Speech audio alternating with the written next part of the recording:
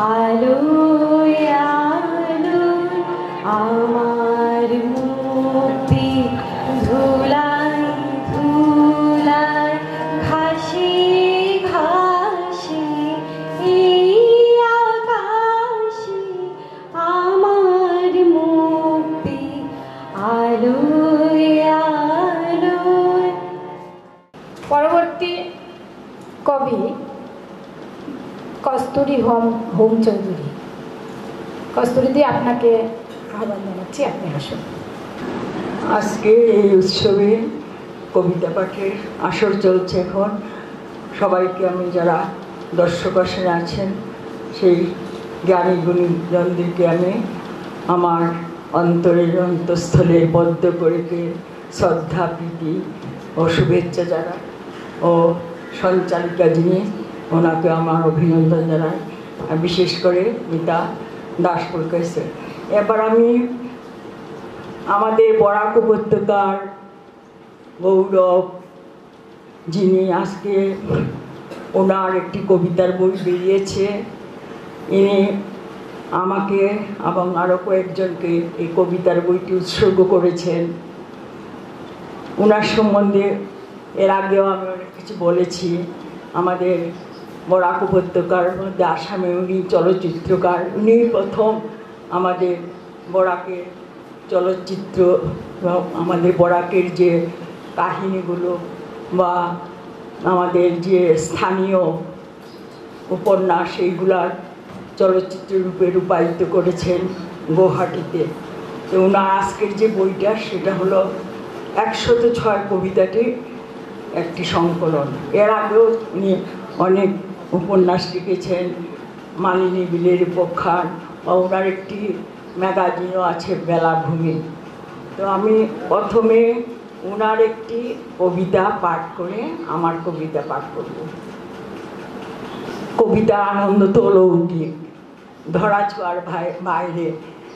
রবীন্দ্রনাথ আমরা জানি, যদিও সোনার চামচ মুখে নিয়ে জন্ম নিয়েছিলেন, কিন্তু খুব কষ্ট পেয়েছেন। এবং যখন রবীন্দ্রনাথ নোবেল পুরস্কার পাননি, বিশ্বকবি হননি, তখন অনেক নিন্দুকরা ছিল, ওনাকে নিন্দাও করত। তো উনি বলছেন, একটি কবিতাতে বলছিলেন, মৃত্যু কহে পুত্র নেব, চোর কহে ধন, ভাগ্য কহে সব নেব, জাতর আপন। নিন্দুক কহিল আমি লব যশোভার, কবি কহে কে হরিবে আনন্দ আমার। কাজে কবির আনন্দ হলো স্বর্গীয় আনন্দ। তো আশুতোষ দাসের একটি কবিতা আমি পড়ে শোনাচ্ছি। বইয়ের যে শিরোনামে যে কবিতাটি তিনি লিখেছেন, আজ আমাদের উৎসব, এই মুহূর্তে কোনো দুঃখ নেই, আমি সকল আনন্দ ভাগ করে দেব বন্ধুদের, প্রিয়জনদের। হৃদয়ের ঝোলা ভরে রয়েছে উড্ডীন পাখি কিচির মিচির গান, সেই গানে ভাসছি সকাল থেকে। যেমনি বৃষ্টি নামলে হাসতে থাকে চাষা, যেমনি খেলতে থাকে সমুদ্রে অনন্ত ঢেউয়ের মাছেরা।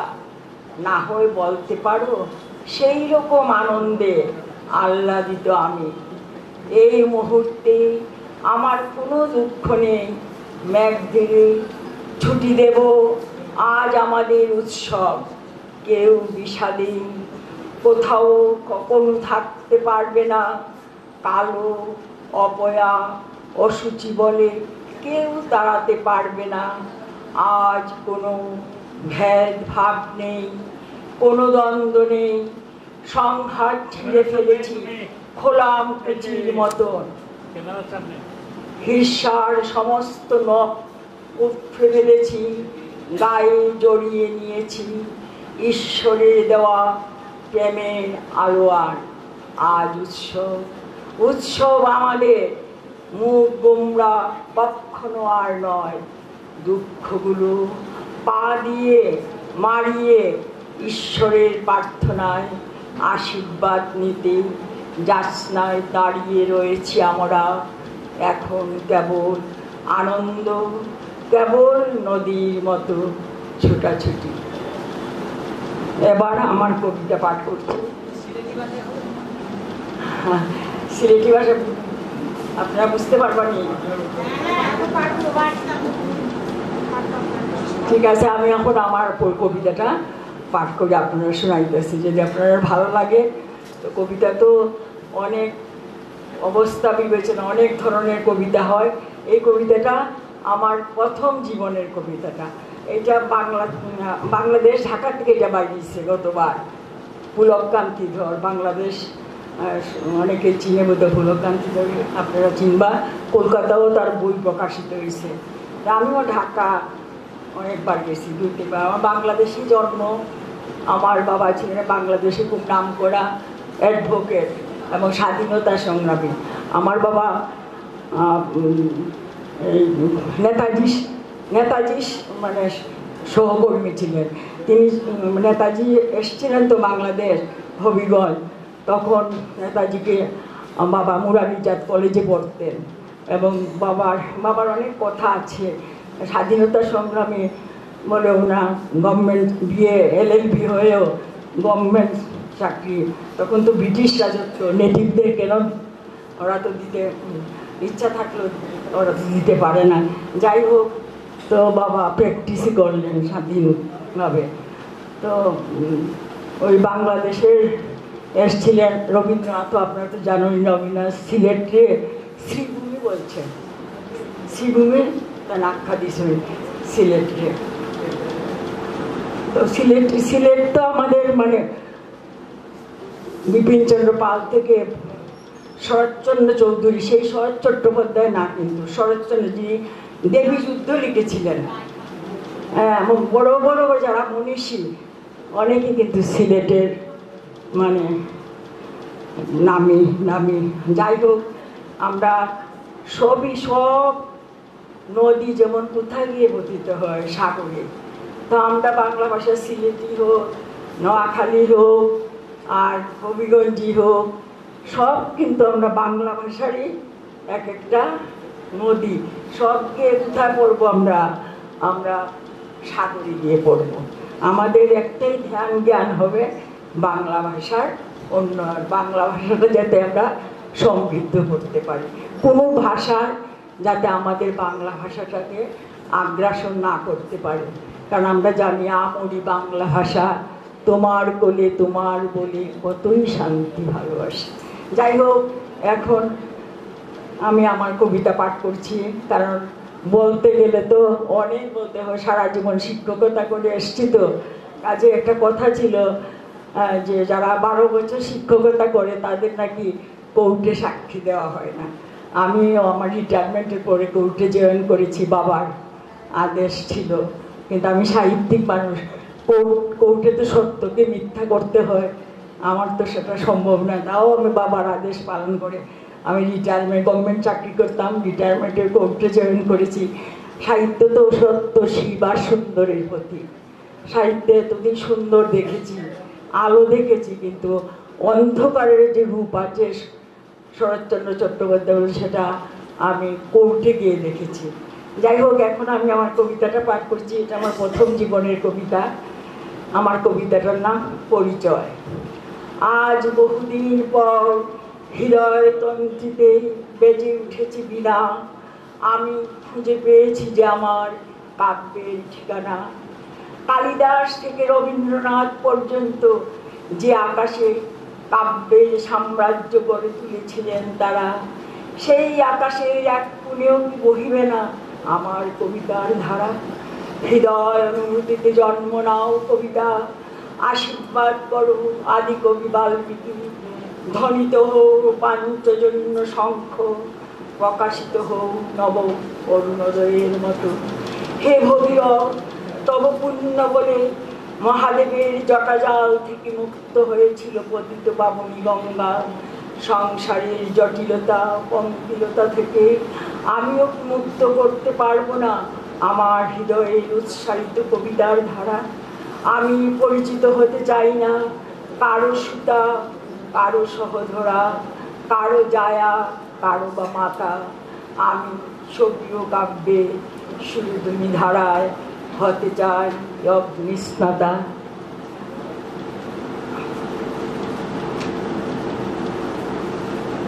আমার দ্বিতীয় কবিতা। আমার তো বরাক উপত্যকার তো আসামের মধ্যে বরাক উপত্যকাটা বিশেষ স্থান অধিকার করে আছে। কাজে এতক্ষণ তো আপনারা বরাকের গুণাবলী শুনলেন, আসামের কোথাও জানেন প্রাকৃতিক সৌন্দর্যে ভরপুর, কিন্তু অন্ধকার দিকটারও একটা কবিতা আমি তুলে ধরছি। আপনারা হয়তো জানেন, বেশ কয়েক বছর আগে, খুব বেশি দিন না, লক্ষ্মী ওরাং নামে একটি আদিবাসী মেয়েকে গুয়াহাটির রাজপথে প্রকাশ্য দিবালোকে উলঙ্গ করে দেওয়া হয়েছিল। সেটা পেপারে উঠেছে। এটারই পরিপ্রেক্ষিতে আমি কবিতাটা লিখেছি। বিবস্ত্রা গাছের আড়ালে দাঁড়াই, নিজের লজ্জাটুকু পাতার আড়ালে থেকে বৌদ্ধ সন্ন্যাসীকে দিয়েছিল শ্রেষ্ঠ দান কোনো এক ভিক্ষুণী। আর তুমি ওগো চামেলি, গাছের আড়ালও জোটেনি তোমার, তুমি দৌড়াচ্ছ রাজপথে উলঙ্গ হয়ে মৃত্যু ভয়ে। কেউ কি তোমায় দিল না এক টুকরো কাপড় লজ্জা নিবারণী?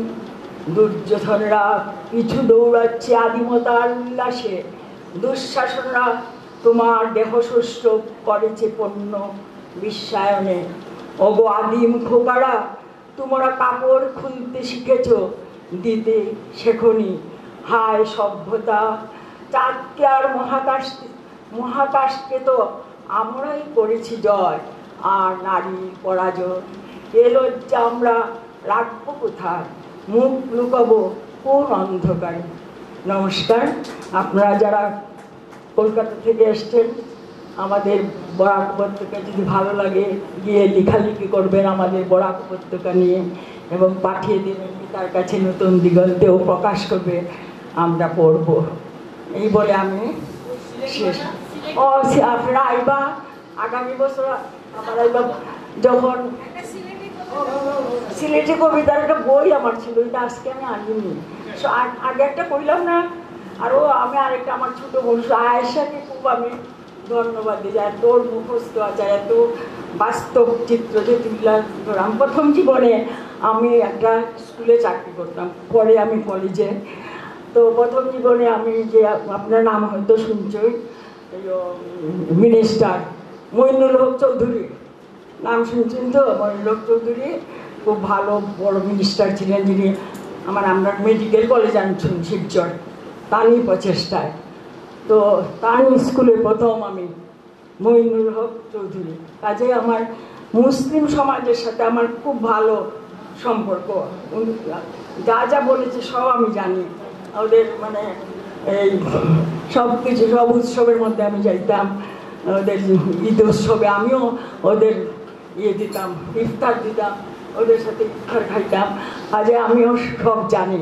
আমার অনেক বন্ধু বান্ধব এখনও আছে। আর আমার বাবার ছিল, মানে অনেক মুসলিম মক্কেলে ছিল।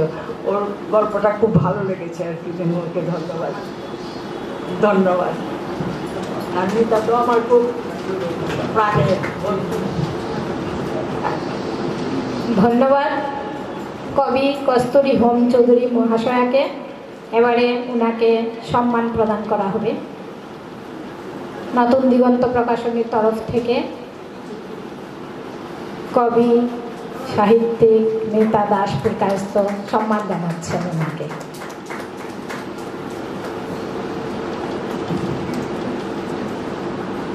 অনেকগুলো গান, কবিতা গল্প আমরা শুনলাম। এবারে আমরা একটু মেজাজটাকে পরিবর্তন করতে চাই। আমরা একবার একটা গান শুনতে চাই শর্মিষ্ঠা দাস চাকির কণ্ঠে। অবহেলা করি রাখিবে পদতলে সেও আমি। কস্তুরী যখন আমি বলতে গেলে প্রকাশনার জগতে নতুন, একদমই নতুন, তো তেমন করে কেউ এতটুকু পরিচিতি হয়নি, তখনই তিনি আমাকে সম্মান জানিয়েছিলেন। তাও বিদগ্ধ জনদের সাথে বিশ্বতোষ চৌধুরী স্যার তাদের সঙ্গে সম্মান জানিয়েছিলেন। তো আমি কৃতজ্ঞ তার কাছে, তার সেই যে তিনি চিনেছিলেন আমাকে, যে সম্মান জানিয়েছিলেন, সেই সম্মানটা হয়তো আমি রাখতে পেরেছি। ধন্যবাদ কস্তুরীদি। হয়তো ওর মধ্যে কিছু একটা আমি দেখেছিলাম, এবং যেটা দেখেছিলাম সেটা মিথ্যা হলো না, সেটা বাস্তব। যদিও 12 বছর না আরও বেশি হবে, 17-18, ও যা শুধু ঢুকেছে। তো আমাকে বলছিল আমাদের এখানে কিংবদন্তি ডাক্তার ডক্টর সুজিত নন্দীপুর কাস্ত, খুব মানে অর্থোপেডিক্সের ডাক্তার, আরও বিশ্বতীশ চৌধুরী, তারপরে আরও পরিতোষ পাল চৌধুরী, ভাষার আরও অনেকজনে ছিল। তো ও মেয়েদের মধ্যেও ছিল। তো কারণ ও একটা প্রকাশনী, আমাদের এখানে প্রকাশনী ছিল না, আর ওর মধ্যে একটা আমি স্ফুলিঙ্গ দেখেছিলাম, যার জন্য আমি ওকে সম্বর্ধনা দেয়। ও বলেছে না, এত তো বিদগ্ধজনের মধ্যে আমি যাবো না। আমি বলছি না, তোমার যেতে হবে। তো আজকে আমি আমি ইয়ে করিনি, এই ধানের খেতে বেগুন খুঁজতে যাইনি, ধানের খেতে ধানই খুঁজে নিয়েছি। কিন্তু আজ সাকসেসফুল, এবং ওই জন্য আমিও নিজে, কারণ বঙ্কিমচন্দ্রকে আপনারা তো সবাই জানেন, বঙ্কিমচন্দ্র যখন প্রতিষ্ঠিত তখন একটি সভাতে বঙ্কিমচন্দ্রকে মালা দেওয়া হয়েছিল, আর সেই সভাতে 16 বছরের বালক রবীন্দ্রনাথ ছিলেন। তখন সেই মালাটা বঙ্কিমচন্দ্র রবীন্দ্রনাথের গলায় পরিয়ে দিলেন, বলছেন আগামী দিনের বাংলা ভাষার সেই হবে রক্ষক, এবং ওনার কথাটা অক্ষরে করে ফেলেছিল রবীন্দ্রনাথের সাথে, আপনারা সবাই জানেন। তো আমিও রবীন্দ্রনাথের মতো বা বঙ্কিমচন্দ্রের মতো এত হয়তো আমার দূরদৃষ্টি নেই, তাও আমি মানুষ চিনতে ভুল করিনি। মিতাকে আমি দিয়েছি, আজ মিতা আমাদের বরাক উপত্যকার গৌরব। নমস্কার, ধন্যবাদ। সান্ধ্যকালে শুভেচ্ছা জানাচ্ছি, বড়দেরকে প্রণাম জানাচ্ছি। বাংলা নিয়ে চর্চা হচ্ছে, বাংলা আমার গর্ব। নির্মলা মিশ্রদের গাওয়া খুব বিখ্যাত গান বাংলাকে নিয়ে, সেই গানটি গাইছি, গাওয়ার চেষ্টা করছি।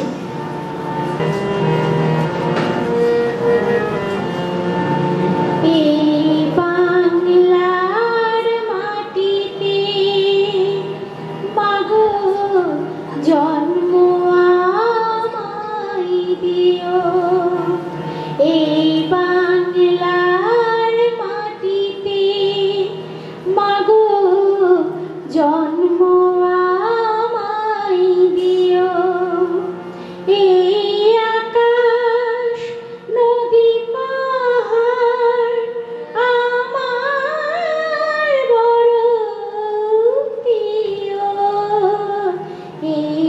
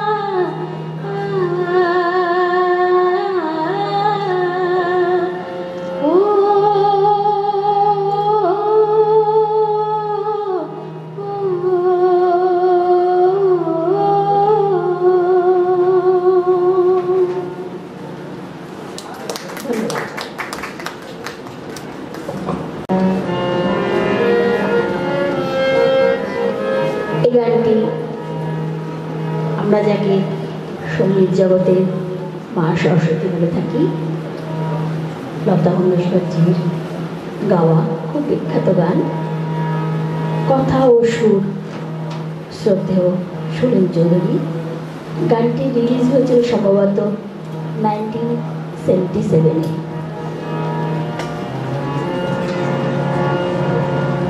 ধরণী পথে পথে ধুলি হয়ে রয়ে যাব, এই কামনা আর কিছু না। আগামী পায়ে পায়ে আমিও পৌঁছে যাব সেই ঠিকানা, আর কিছু না।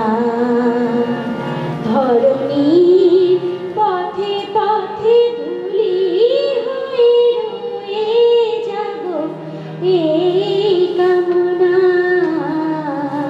আর কিছু না।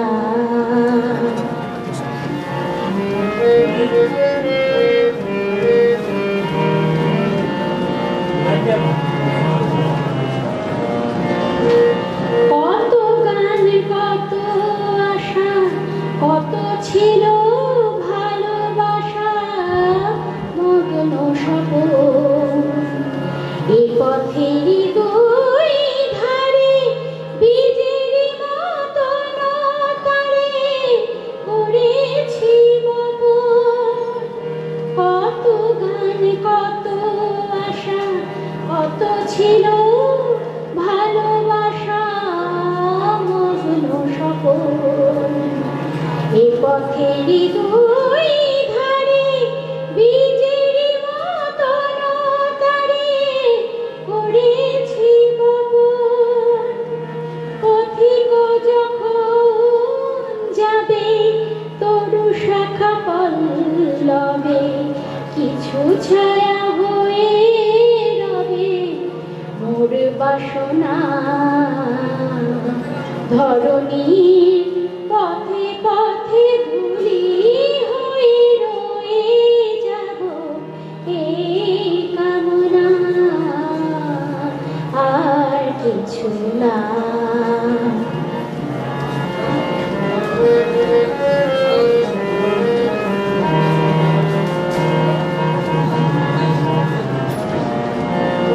জনম জনম ধরে পতাকার মতো করে নিয়ে ইতিহাস, যেতে যেতে ক্রমে ক্রমে কখন গিয়েছে থেমে, ভেঙে গেছে শ্বাস।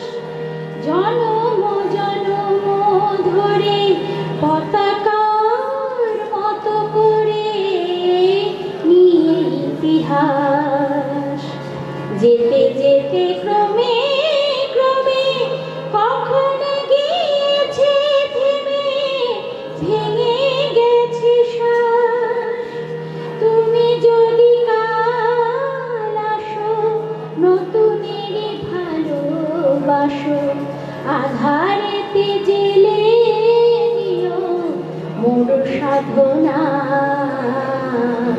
ধরণীর পথে পথে ধুলি হয়ে রয়ে যাব, এই কামনা আর কিছু না। আগামী পায়ে পায়ে আমিও পৌঁছে যাব সেই ঠিকানা, আর কিছু না। ধরণীর পথে পথে ধুলি হয়ে রয়ে যাব, এই কামনা আর কিছু না। ধন্যবাদ। অসংখ্য ধন্যবাদ। শর্মিষ্ঠা চাকি, নতুন দিগন্ত প্রকাশনীর কর্ণধার মিতা দাসপুর কায়স্থ।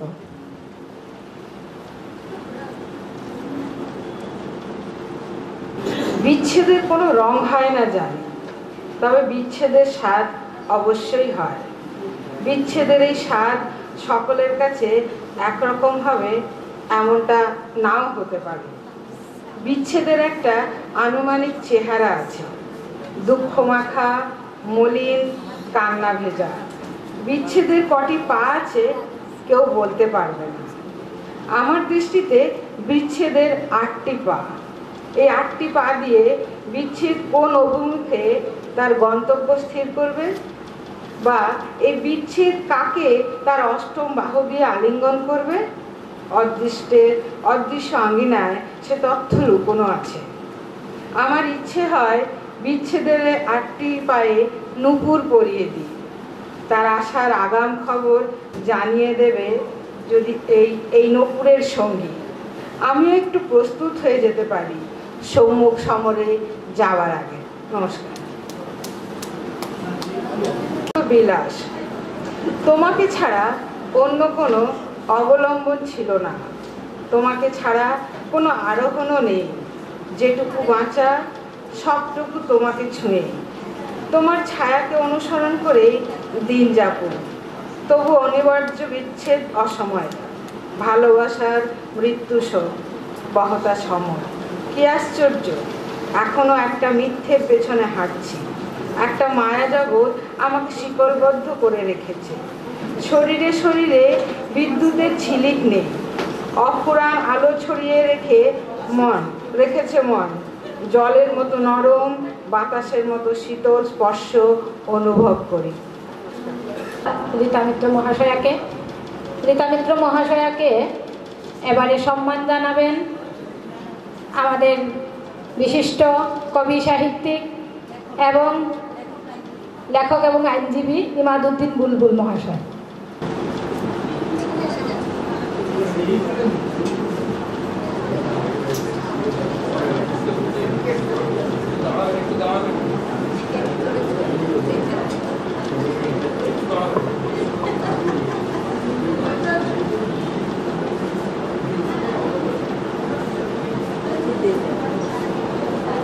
বাঙালিরা আছেন, অনেকাংশেরই একটা ইতিহাস রয়েছে। অনেকে হয়তো পূর্ব পাকিস্তান থেকে এখানে বিতাড়িত হয়ে এসেছেন, বাস্তুচ্যুত হয়ে এসেছেন। আবার অসমের মধ্যে এসেও অনেক বাঙালিদের একটা তিক্ত ইতিহাস রয়েছে। অনেক কারণেই অনেক সময়ে অনেক ধরনের আগ্রাসনের মুখে পড়ে অনেককে এই রাজ্য থেকে বিতাড়িত হয়ে অন্য রাজ্যে যেতে হয়েছে। তো সেই সব কিছুই মিলিয়ে একটা কবিতা রচনা করেছি, যেটা ইংরেজিতে।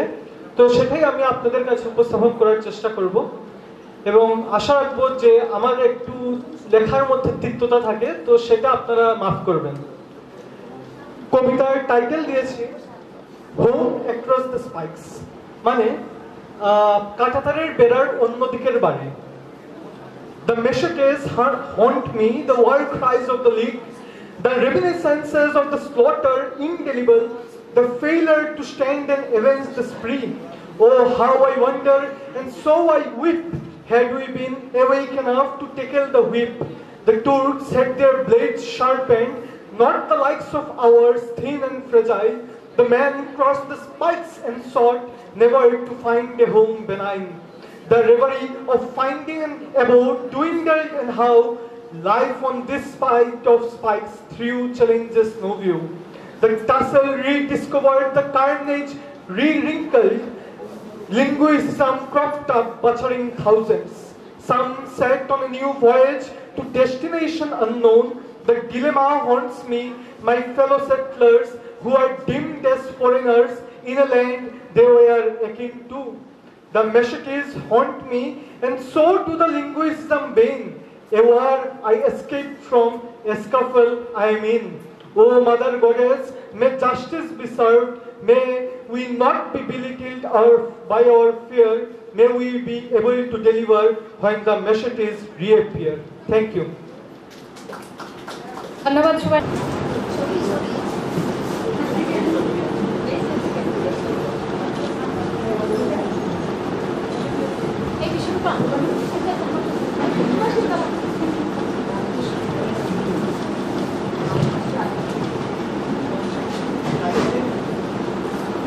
কবিতার নাম অনাস্থা প্রস্তাব।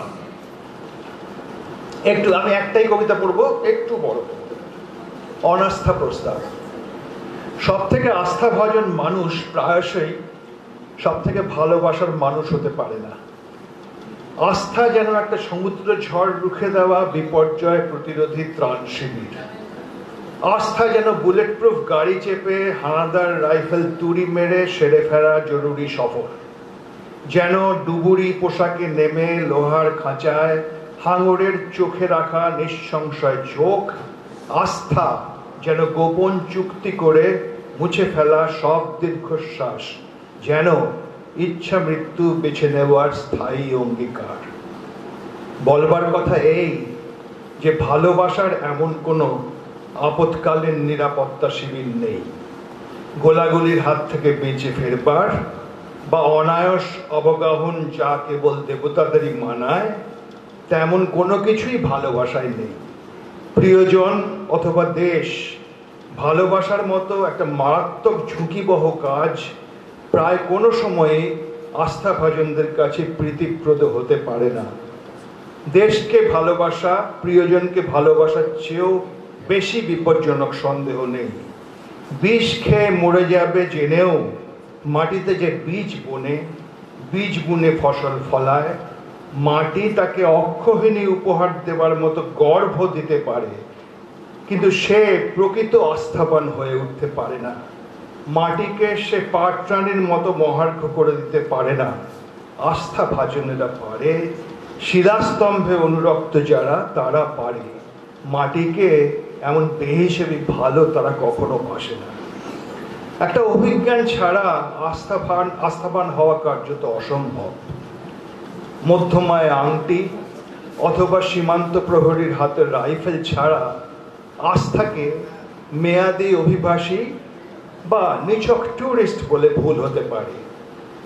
ভালোবাসা অবশ্য পরিচয়পত্র ছিঁড়ে ফেলে অনৈতিকভাবে সীমান্ত অতিক্রম করেও বেআইনি আশ্রয় দাবি করে।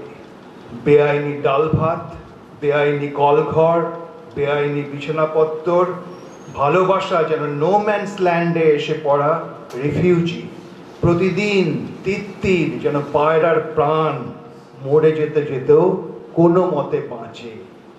অনিশ্চয়তার মধ্যে, হয়তোবা অবিশ্বাসের মধ্যেও, বিদ্রোহের মধ্যে অথবা পরিণামের তোয়াক্কা না রাখা সমর্পণের মধ্যে, ক্লেদের মধ্যে অথবা নিমজ্জনের মধ্যে, তুষার ঝড়ের মুখে বেস ক্যাম্প ছেড়ে দেবার মধ্যে, আগুয়ান ট্যাঙ্কের সামনে শুধুমাত্র মুঠোটি সম্বল আর সুগন্ধি সম্ভাবনাগুলো নস্যাৎ করে পাপ ও পাতালকে অর্জন করার মধ্যে আস্থাভাজন হওয়ার কোনো সুযোগই নেই।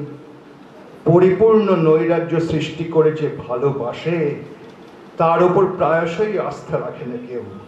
তার নেই নিজস্ব নারী, নিজস্ব সন্তান অথবা নিজস্ব সামাজিক লোক। ধন্যবাদ। শুভ সন্ধ্যা। আমি প্রথমে ভেবেছিলাম যে অন্য দুটো ছোট ছোট কবিতা পড়বো, কিন্তু স্বপনদা একটা বড় কবিতা পড়লেন বলে আমারও একটু সাহস হয়ে গেল, আমি একটাই বড় কবিতা পড়ছি। কবিতাটার নাম ফুল গাছ।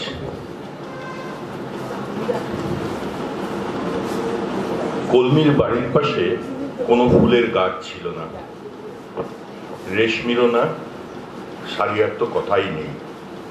তার বাড়ির পাশে বড় ড্রেন ছিল আর কলমির বাড়ির পাশে টাইম কলের জল।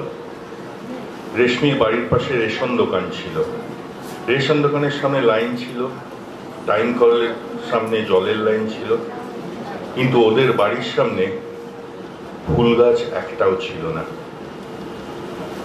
কলমি ফুল ভালোবাসে, রেশমি ভালোবাসে, সারিয়াও, অথচ ওদের বাড়ির সামনে রেশনের ইটপাতা লাইন জলের বালতির লাইনে ঢুকে পড়ত, বালতির কোমর জড়িয়ে অন্যদিকে ঘুরে যেত। জলের জন্য লাইনে মানুষে মানুষে ঝগড়া হতো, মারপিট হতো। রেশনের লাইনে রামখোদাই ইট নিয়ে ঝগড়াঝাটি, মারামারি। ড্রেনের পাশে ঘেউ কুকুরের ঘেউ ঘেউ, কামড়া কামড়ি। সারিয়ার, রেশমির, কলমির বাড়ির পিছনে, সামনে, বাঁদিকে, ডান দিকে লাইন ছিল, ঝগড়া ছিল, মারপিট ছিল, অনেক খুঁজে দেখলেও কোনো ফুল গাছ ছিল না। সাদিয়া আর কলমি আর রেশমি ফুল ভালোবাসে। ফুল ভালোবাসা অপরাধ কিনা ওরা জানে না, ফুল ভালোবাসা অপরাধ ওরা মানে না। ওরা ফুলের মতন, তাই ফুল ভালোবাসে। সাদিয়া স্কুলে পড়ে, রেশমিও স্কুলে পড়ে। কলমি পড়ে না, তবু স্কুলে যায়। মিড ডে মিল খেতে কলমি স্কুলে যায়। রেশমি তার মিড ডে মিল থেকে কলমিকে ভাগ দেয়, সাদিয়া কলমিকে ভাগ দেয়। স্কুল ছুটি থাকলে কলমি রাস্তার কলে লাইন দেয়, এক বোতল জল খেয়ে পেট ভরায়। কলমির বাবা রোজ ভোরবেলা কাজে যায়। বাবা কি কাজ করে কলমি জানে না। কলমির মা নেই, বাবা রাতে মাল খেয়ে বাড়ি ফেরে। কলমি সাদিয়ার বই নিয়ে পড়ে, রেশমির বই নিয়ে পড়ে। সাদিয়ার চুরি করে আনা চক দিয়ে দেয়ালে ভুল অঙ্ক কষে। কলমি ফুল ভালোবাসে, রেশমি ভালোবাসে, সাদিয়াও। ওরা ফুলের মতন, তাই একদিন একটা ফুলের চারা এনে পুঁতে দেয় রেশমির বাড়ির পাশে এক টুকরো জমির খাঁজে। বস্তিতে ঢুকতে থাকা জীবনের মতো নেতিয়ে পড়া ফুল গাছটায় ওরা জল ঢালে। গাছের শুকনো ঢাল ভেঙে আর কাঠি দিয়ে তার চারপাশে বেড়া তোলে। শুকিয়ে যাচ্ছে দেখে মন পড়া হয়ে বাঁচিয়ে তোলার আপ্রাণ চেষ্টায় কঞ্চি পুঁতে তার মাথা ধরে সোজা করে বাঁধে, অল্প অল্প করে জল দেয়। ফুল ভালোবাসে, তাই দুশ্চিন্তা নিয়ে ফুল ফুটবার আশা নিয়ে কলমি তাকিয়ে থাকে, সাদিয়া তাকিয়ে থাকে, রেশমিও। প্রায় শুকিয়ে যাওয়া পাতার ফাঁক দিয়ে একদিন কচি পাতা দেখা দেয়। সেদিন বৃষ্টির পরে রোদ্দুর ওঠার মতো ছেঁচা বেড়ার ফাঁক দিয়ে বের হওয়া তীরের ফলার মতো ভিজে পাতায় আলোর ঝিকমিক করার মতো ওদের মুখ উজ্জ্বল হয়ে ওঠে। কলমির মুখে হাসি ফুটিয়ে, সাদিয়ার মুখে, রেশমির মুখে হাসি ফুটিয়ে, সত্তরের মুখে ছাই দিয়ে গাছটা দেখতে দেখতে যুবতী হয়ে গেল। বস্তির ঘরের ঠেকনা দেওয়া দেয়ালের পাশ দিয়ে দৌড়ে আসা বাতাসের ছোঁয়ায় সে নেচে ওঠে। এইবার গাছে ফুল ধরবে। সাদিয়া উদ্গ্রীব হয়ে আছে, গাছে ফুল ধরবে। রেশমি উদ্গ্রীব হয়ে আছে, কলমিও। ফুল ফুটবার আগেই বস্তিতে আগুন ধরে গেল। সবাই এদিক ওদিক দৌড়তে লাগলো। ঝগড়াঝাটি ভুলে গিয়ে এর হাত থেকে ও জলের বালতি নিয়ে আগুন নেভানোর নিষ্ফল চেষ্টা করতে লাগলো। মারামারি ভুলে গিয়ে ওর হাত থেকে খালি বালতি নিয়ে জল ভরতে ছুটলো। কাঁধে কাঁধ মিলিয়ে 22 ঘন্টা একসাথে লড়াই করার শেষে সবাই নির্বাক দাঁড়িয়ে এখন তিল তিল করে গড়ে ওঠা তাদের আশা আকাঙ্ক্ষার ধ্বংসস্তূপের সামনে। রেশমি দাঁড়িয়ে চুপচাপ, সাদিয়া দাঁড়িয়ে আছে বাকহীন, কলমি দাঁড়িয়ে নেই। কলমি কোথায়? চেঁচায় সাদিয়া, চেঁচায় রেশমিও। কলমির সন্ধানে ছোটে সবাই। ধ্বংসস্তূপের ভিতরে খোঁজ খোঁজ করে শব্দহীন কলমিকে পাওয়া গেল ছাই হয়ে যাওয়া রেশমিদের বাড়ির পাশে এক চিলতে জমির খাঁজে নিথর ফুল গাছ হয়ে রয়েছে সে। নমস্কার। ধন্যবাদ কবিকে। দেবাশিস বন্দ্যোপাধ্যায়কে সম্মান জানাবেন 3 আসাম ব্যাটালিয়নের কর্নেল কমান্ডার अमरनाथ चंदन, अमर चंदन। आप आ जाइए। हाँ,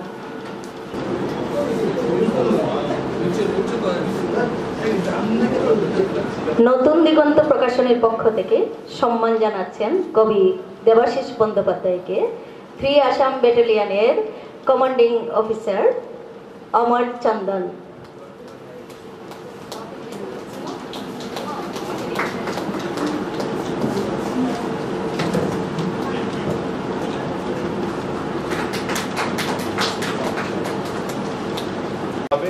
करीब 1.25 साल हो गया और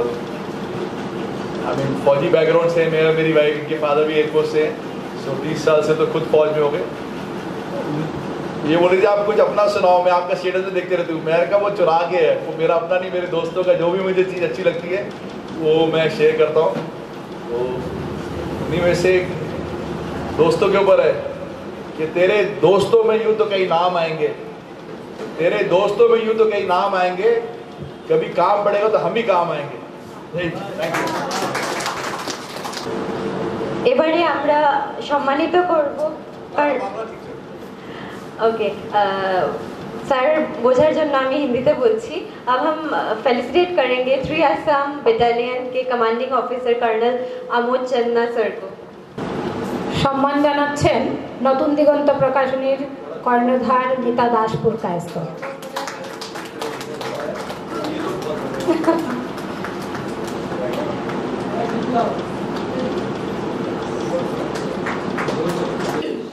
আধো আলোটাকে আধার গ্রাস করার প্রাক মুহূর্তে সূর্যমুখী এসে দাঁড়ালেন অলিন্দে।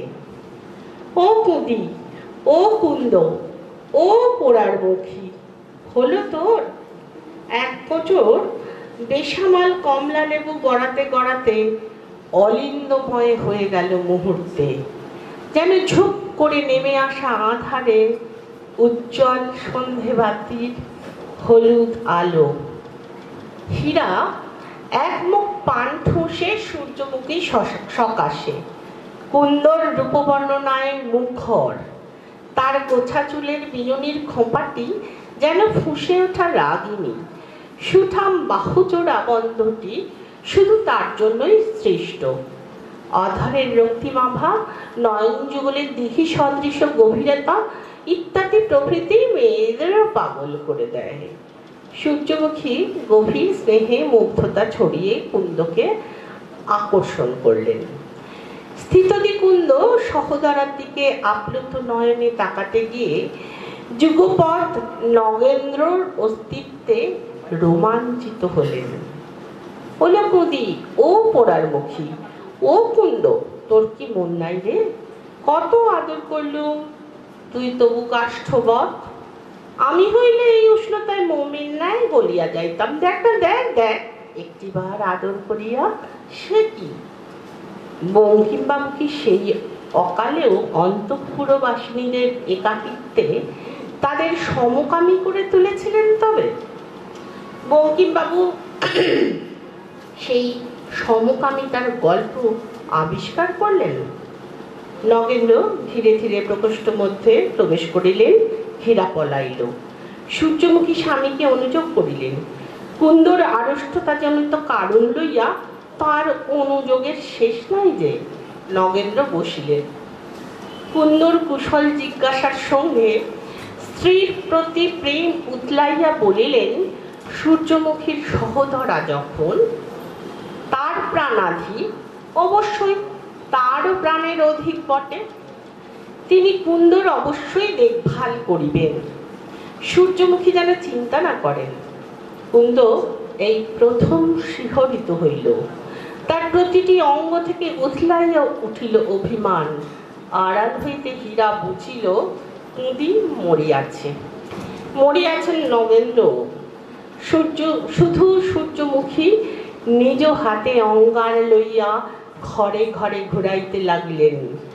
নিজ হাতে সাজাইয়া লইলেন তপ্ত বাসর ও ফুলশয্যা। নগেন্দ্র ভীরু ভীরু প্রেম ভুলিও না নিজের অপমৃত্যু গাঁথা। কুন্দ ভুলিও না সূর্যমুখী স্নেহ। বাউল রাঙা ভোর জেগে উঠে মিলিয়ে যাচ্ছে গৃহস্থ রঙের করিবর গায়ে। কুন্দর অপমৃত্যু রূপে কে? কেই বা বাঁচাবে নগেন্দ্রর বেলাগাম প্রীতি ও ভয় থেকে তাকে? ও কুন্দ, ও পোড়ার মুখী, পুনর্জন্মে কখনো নির্ভয়া, কখনো তাপসী মালিক, কখনো প্রিয়ঙ্কার নাম ও জন্মের ওপর নিষেধাজ্ঞা জারি রাখিস তুই। নমস্কার।